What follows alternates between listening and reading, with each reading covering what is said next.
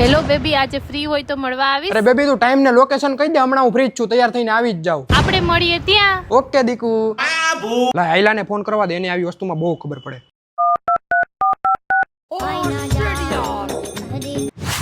એલા મીઠુડીને મળવા જાવું છે, કઈ રીતે જાવ? અને પેલા તો તું એની અરે બાયુની જેમ બોલતો ને. તું ઈ મુક, તું પેલા ઘરે આવ, હું રેડી થઈને તને બતાવું, પછી તું મને કહેજે હું કમી હે ની. હા ગુડ્ડાણો.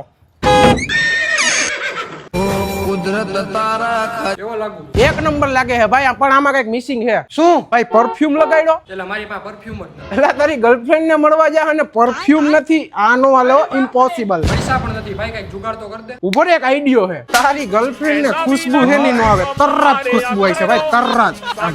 ઓહો એમ જ કે કયો સ્પ્રે છે તો. હાલો ખુશ્બુ તો એક નંબર આવે, હવે ગાડીનો મેળ કરી લઉં તુલા ભાઈ. अच्छा